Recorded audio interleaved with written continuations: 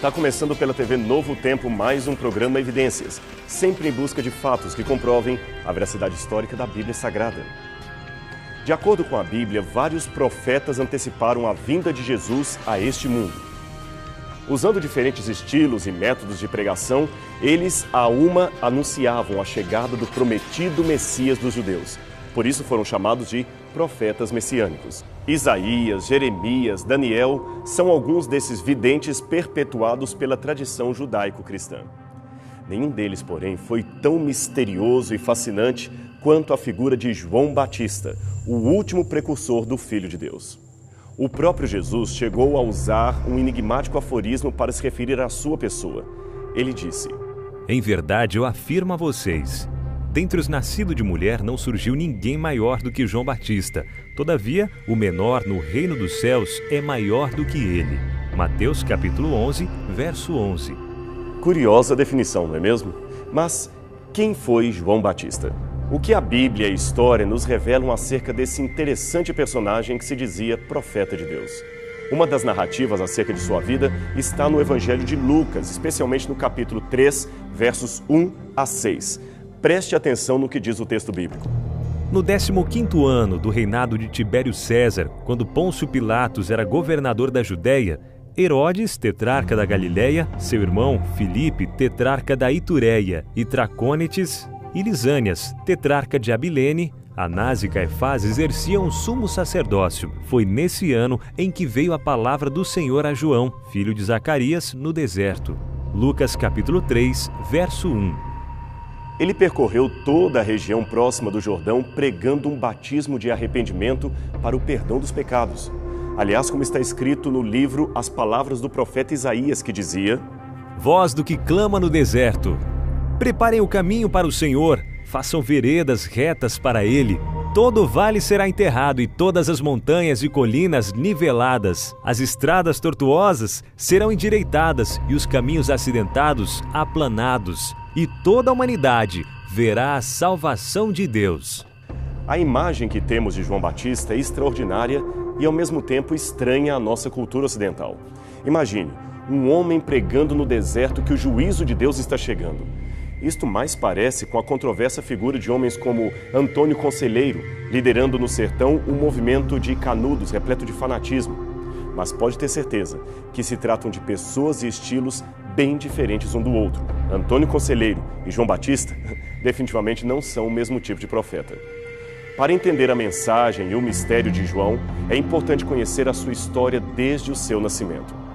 O seu pai se chamava Zacarias e era sacerdote em Jerusalém, e a sua mãe se chamava Isabel. Ela era parente próxima de Maria, a mãe de Jesus Cristo. Mas o Evangelho não nos dá maiores informações sobre o grau de parentesco entre as duas. Não se diz se eram primas, irmãs, tia e sobrinha. A Bíblia simplesmente não fala nada sobre isso. A tradição posterior, sim, que disse que elas eram primas de primeiro grau.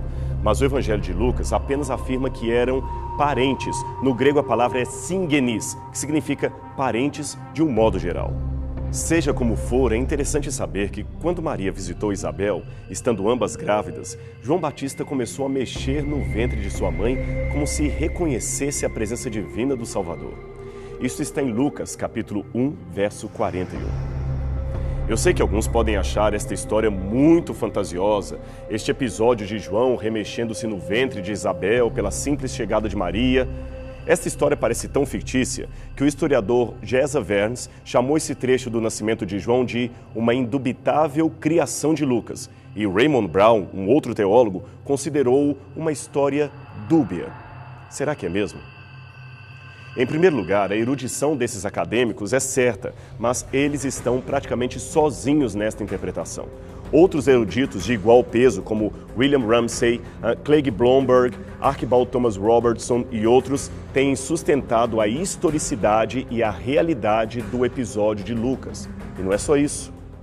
A ciência médica e comportamental tem descoberto tantas informações acerca dos estímulos intrauterinos que um feto pode ter, que até criaram um ramo de estudos chamado psicologia pré-natal. No Brasil, quem está à frente desse estudo é a doutora Joana Wilhelm, autora do livro O que é Psicologia Pré-Natal. Segundo ela, ao contrário do que muitos pensam, existe vida mental ativa no feto.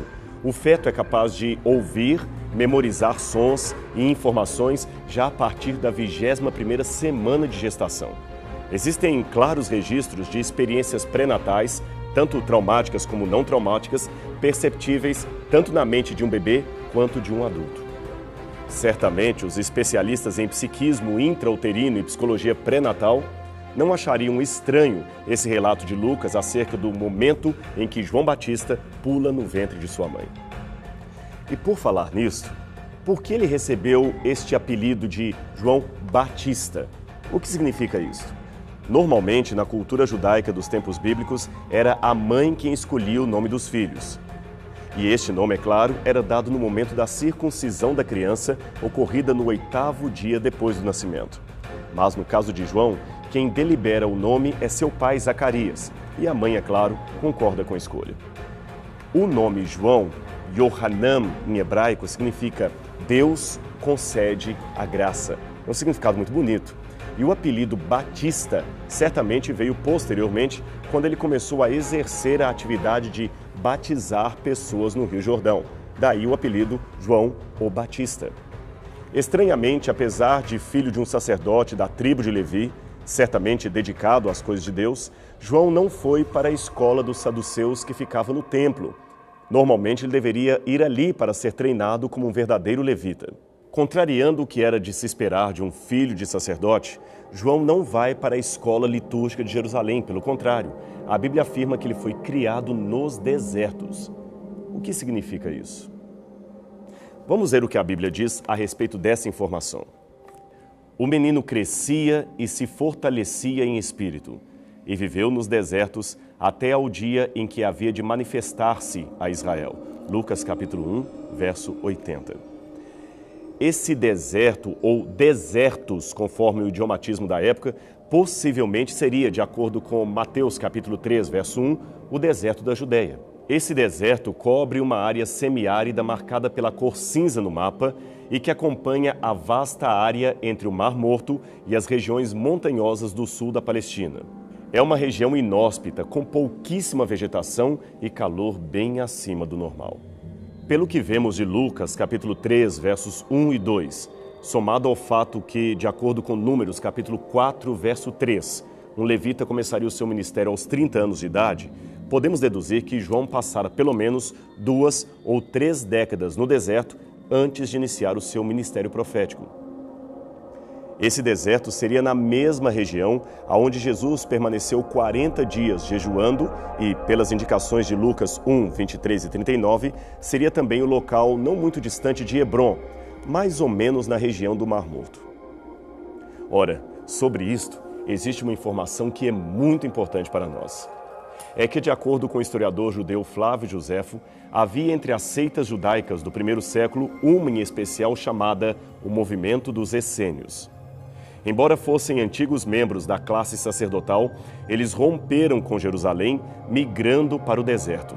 Ali fundaram uma comunidade no platô de Qumran e viveram isolados por muito e muito tempo. O motivo principal da ida desses ex-sacerdotes para o deserto era uma descrença na eficácia dos ofícios do templo devido à apostasia vigente em Jerusalém. Foram esses essênios que muito provavelmente copiaram a maior parte dos manuscritos do Mar Morto, tão famosos em nossos dias. Josefo ainda nos afirma que, embora muitos membros dessa seita fossem celibatários, havia entre eles o costume de criar meninos de famílias judaicas. Talvez essas crianças fossem levadas livremente pelos próprios pais, como aconteceu no caso de Ana, que levou o pequeno Samuel para ser criado pelo sacerdote Eli. Não podemos ser dogmáticos em relação a isto, mas existe uma possibilidade muito alta de que os pais de João Batista o levaram ainda criança para ser criado ali na comunidade dos essênios. E de onde deduzimos isto? Bem, além do contexto óbvio que cai bem tanto para os essênios quanto para João, há semelhanças interessantes entre ele e o movimento daqueles que moravam ali no Mar Morto. Veja, tanto João Batista quanto a seita diziam ter por objetivo o cumprimento de Isaías 40, verso 3, isto é, preparar o caminho do Senhor no deserto. De acordo com os textos do Mar Morto, a comunidade de Qumran esperava dois Messias, um como precursor e o outro como mestre de justiça. O precursor seria o anunciador do segundo e deveria, segundo os essênios, pertencer à família sacerdotal, exatamente como temos na história de João. Os essênios também davam muita importância aos banhos de purificação ritual. Estes banhos eram realizados em tanques especiais para esse fim, chamados mikvaot. Muitos comentaristas pensam que aí estaria a raiz do batismo pregado por João Batista. Num dos textos de Qumran, intitulado Regra da Guerra, existe um hino de ação de graças pela vitória espiritual dos filhos da luz contra os filhos das trevas. Em determinado momento do texto, fala-se que Deus usaria os humildes de espírito para quebrar os corações endurecidos. Ora, humildes de espírito é a mesma expressão que aparece nas bem-aventuranças pronunciadas por Cristo e que já inspiraram diferentes interpretações ao redor do mundo. A novidade, porém, é que no original hebraico de Qumran temos a expressão possivelmente usada por Jesus ao pronunciar as bem-aventuranças. A expressão é Anvei Ruach. Anvei Ruach significa literalmente os encurvados no espírito ou os encurvados pelo vento. É que vento e espírito são a mesma palavra em hebraico. A imagem, portanto, é de um vento que sopra e uma planta que se encurva em sua direção. O simbolismo é claro. Deus usaria pessoas humildes e submissas que, como um caniço, se inclinavam ao vento, isto é, à influência do seu espírito. E o que tudo isso tem a ver com João? Bem, leia o Evangelho de Lucas, capítulo 7, verso 25, e você terá a sua resposta. Passou Jesus a dizer ao povo a respeito de João: que saístes para ver no deserto? Um caniço agitado pelo vento? Por causa da proximidade com o Jordão, certamente o local onde João Batista pregava e fazia os seus batismos tinha muito vento e também muitos caniços agitados. A ideia, portanto, que Jesus gostaria de dar é a seguinte: ora, vocês não largaram o conforto da cidade e foram ao deserto para ver um caniço agitado. Mas vocês viram, aí vem o trocadilho de Cristo, alguém encurvado pelo Espírito, um verdadeiro Anvei Ruach, alguém que encarnou na prática o dizer profético da regra da guerra. A primeira das bem-aventuranças estava ali expressa no comportamento de João. Agora, é importante frisar que esta conexão entre João e a comunidade dos essênios, a comunidade de Qumran, é hipotética. Como dissemos, não podemos ter nenhuma certeza absoluta a respeito dela. Mas, se realmente proceder à tese de que algum dia João fez parte da comunidade, em sua fase adulta, certamente ele rompeu com ela. Sabe por que dizemos isto? Porque os seus ensinos trazem certas novidades não aceitáveis na doutrina dos essênios. Por exemplo, João não aconselhou seus ouvintes a se retirarem da cidade, nem que vivessem numa comunidade isolada no deserto. E este era um ponto inegociável para os essênios. Aliás, ele mesmo, João, deve ter feito parte de sua pregação perto de um centro urbano. Afinal de contas, Herodes e os principais de Jerusalém não iriam ao deserto para ouvi-lo pregar. Outra, o seu batismo de arrependimento era oferecido a todos os pecadores e não somente aos membros da seita com o fim de purificarem-se. Mais uma. Soldados e publicanos jamais seriam aceitos entre os essênios. Contudo, na pregação de João Batista, eles não precisariam desligar-se de seus empregos. Bastava apenas que, em seu ofício, fossem honestos e piedosos no trato com o seu semelhante. Isto está em Lucas, capítulo 3, versos 10 a 14. Agora veja uma curiosidade muito interessante. A Bíblia diz que João Batista se alimentava de gafanhotos e mel silvestre. Ora, o mel na cultura judaica de então era considerado um alimento celestial, símbolo da mensagem de oportunidade que Deus dava aos homens. Agora, e o gafanhoto? De acordo com Levítico, capítulo 11, versos 20 a 23, há dois tipos de gafanhoto, um puro, outro impuro. Os gafanhotos puros eram permitidos para o consumo conforme as leis judaicas de alimentação, e João certamente observava essas leis. Não obstante, a grande probabilidade textual que temos é que os gafanhotos que João comia não seriam insetos. Não, seriam antes frutos da alfarrobeira, como esta que eu tenho aqui em minhas mãos. Esse tipo de planta é comumente apelidada de pão de São João e é muito nutritivo. Provavelmente, na antiguidade, esta planta também recebeu o apelido de acris, um nome grego que literalmente significa gafanhoto, mas por extensão poderia significar também um tipo de leguminosa. Esse, pelo menos, foi o entendimento de antigos escritores cristãos como Taciano, Crisóstomo, Isidoro de Peluciota, Teofiláquio de Bulgária e vários escritores judeus e cristãos que viveram na Síria e na Palestina por volta do 2º até o 4º século depois de Cristo.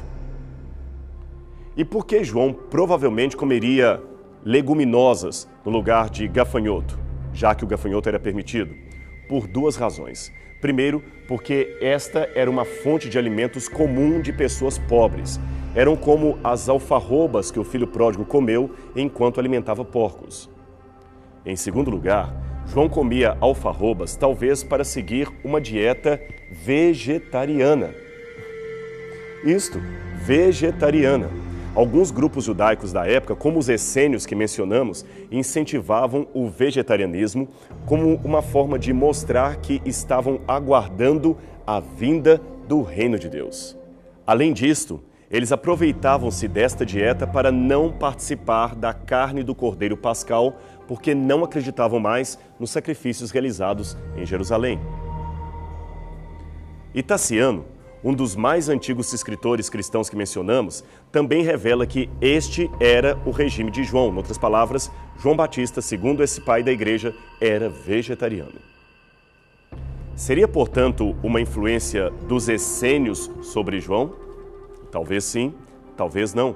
Outros grupos da época, como os ebionitas, também incentivavam o vegetarianismo aos judeus.